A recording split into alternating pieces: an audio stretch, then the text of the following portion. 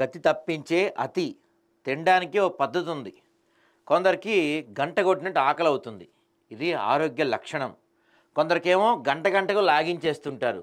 ఇది అనారోగ్య హేతువు. మారిన జీవన శైలి ఆహారపు అలవాట్లను మార్చేసింది.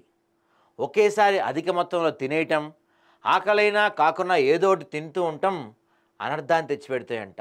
నిజానికి మనకు ఆకలైనప్పుడు ఆహారం కావాల్సిన మన శరీరం చెప్పేస్తుంది, దాన్ని అనుసరించి తీరాలి.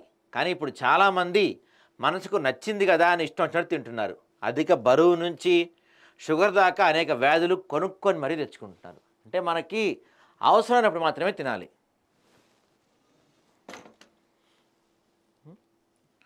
మనకి అవసరమైనప్పుడు మాత్రమే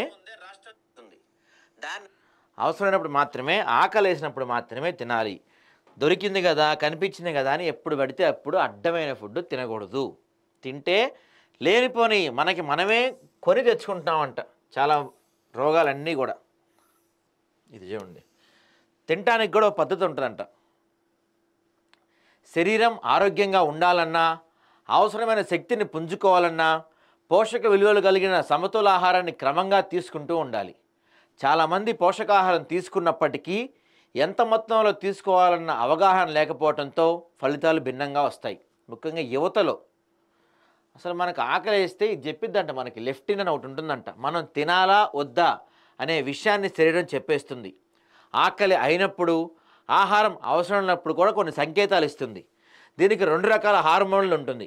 మొదటిది గ్రెలిన్, ఇది ఆకలిని సూచిస్తుంది. లెఫ్టిన్ కడుపు నిండిందని చెప్తుంది. దీని ప్రకారమే ఆహారం తీసుకోవాలి. చాలామంది టీవీ, మొబైల్ చూస్తూ తింటుంటారు. దీంతో తినే ఆహారంపై అదుపు ఉండదు. కడుపు నిండిన భావన లేకపోవటం వల్ల అధికంగా తింటుంటారు. ఫ్రెండ్స్తో పార్టీల సమయంలో ప్లేట్ను ఖాళీ చేయకపోతే ఏమనుకుంటారని తినేస్తారు. ఇంకొందరు పని మధ్యలో ఏదో ఒకటి తింటూ కూడా పనిచేస్తుంటారు.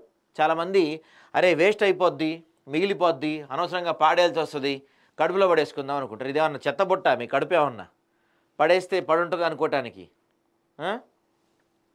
తర్వాత వెంటనే ఏం సమస్యలు వస్తాయా అంటే సాధారణంగా మన ఖాళీ పొట్ట 75 మిల్లీలీటర్లు ఉంటుంది. ఇది 950 మిల్లీలీటర్ల పదార్థాలు నిమించుకోగలుగుతుంది. ఒకేసారి ఎక్కువ తింటే జీర్ణ వ్యవస్థపై తీవ్ర ప్రభావం పడుతుంది. మీరు తిన్న తర్వాత కూడా ఆహ్లాదంగా ఉండాలి, కానీ అలసటగా ఉన్నారంటే మీరు ఎక్కువ తింటారని అర్థం. అంతేకాకుండా ముఖ్యంగా హై ప్రాసెస్డ్ ఫుడ్ తిన్నప్పుడు రక్తంలో చక్కెర స్థాయి ఒక్కసారిగా పెరిగి తిరిగి తగ్గుతాయి. దీనివల్ల అలసట, చికాకు కూడా వస్తుంది. ఆహారానికి నిద్రలేమికి సంబంధం ఉందని ఒక అధ్యయనంలో తేలింది. నిద్ర తక్కువగా పోయేవారిలో 60% మందికి రాత్రిపూట స్నాక్ తినే అలవాటు ఉంటుందంట. జీర్ణాశయ సమస్యలైన అజీర్తి, కడుపు నొప్పి, గ్యాస్ వంటి వాటికి ఎక్కువ తినటమే కారణమంట. చూడండి, నటుడు మిథున్ చక్రవర్తి తీవ్రమైన అనారోగ్యంతో హాస్పిటల్లో చేరినప్పుడు ఆయన, నేను ఒక భూతంలా తిన్నాను, దానికి ఇలా శిక్ష అనుభవిస్తున్నాను, మీరు మితంగా తినండి అని ఫ్యాన్స్కి చెప్పాడంట. సో తిండి మెయిన్. ఉంది కదా, దొరికింది కదా, ఏది పడితే అది వేసేయాలి కదా అని వేయకూడదు. ఆకలి వేసినప్పుడు టైం టు టైం తినాలి. ఆకలి అయిపోయినా కొంతమంది ఏం చేస్తారు, తింటూ కూడా స్నాక్స్ తింటూ ఉంటారు. ఇలాంటివి మానుకోవాలి మెయిన్లీ. తర్వాత మీరు ఎన్ని క్యాలరీలు తీసుకుంటున్నారు, ఎంత ఖర్చు చేస్తున్నారు అనేది చాలా ముఖ్యమైన విషయం.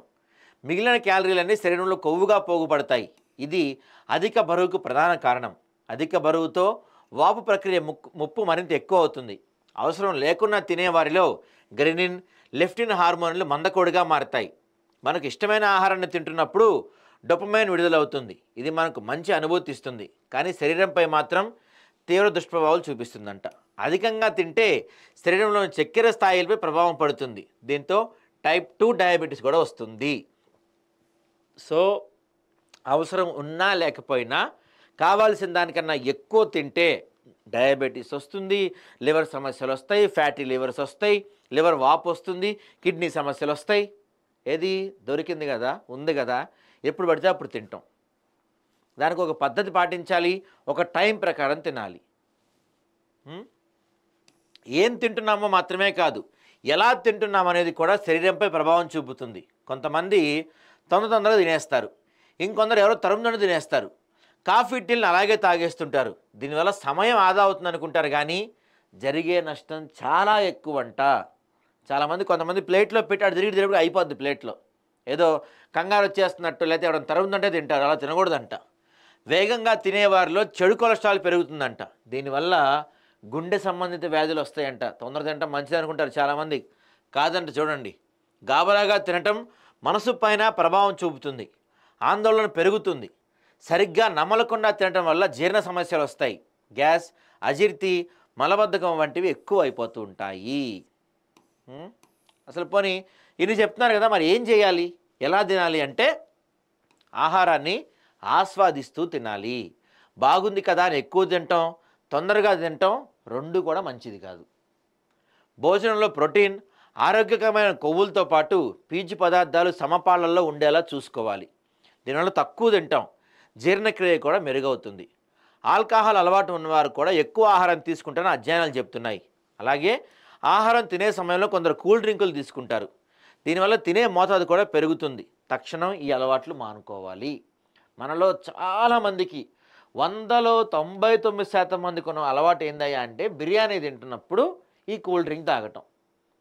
హైదరాబాద్లోనే కాదు, ఇప్పుడు మిగతా చోట కూడా పాకింది ఇది. ప్రతి చోట బిర్యానీ తినేవాడు కూల్ డ్రింక్ తాగుతూ బిర్యానీ తింటాడు. అది వెంటనే మానేసుకోవాలి. తర్వాత భోజనాన్ని సలాడ్లు, కూరగాయలతో ప్రారంభిస్తే తినే మోతాదు తగ్గుతుంది. భోజనంలో పావువంతు పిండి పదార్థాలు, పావువంతు ప్రోటీన్లు, మిగతా సగం పండ్లు, కూరగాయలు ఉండేలా చూసుకోవాలి. అన్నీ సమతుల్యంగా ఉంటేనే ఆరోగ్యం బాగుంటుంది. లేకపోతే శాశ్వత అనర్థాలు వస్తాయి. డయాబెటీస్ కనుక వచ్చిందంటే అది మానదు, జీవితాంతం మందులు తీసుకుంటానే ఉండాలి. తర్వాత లివర్ సంబంధిత వ్యాధులు కానీ, కిడ్నీ సంబంధిత వ్యాధులు కానీ ఒక్కసారి వచ్చినాయి అంటే అవి కూడా తగ్గవు, జీవితాంతం మెడిసిన్ వాడుతూనే ఉండాలి. కాబట్టి ఫుడ్ విషయంలో, ఏదైనా తినే విషయంలో ఆలోచించి ఆహారం తీసుకోవాలి.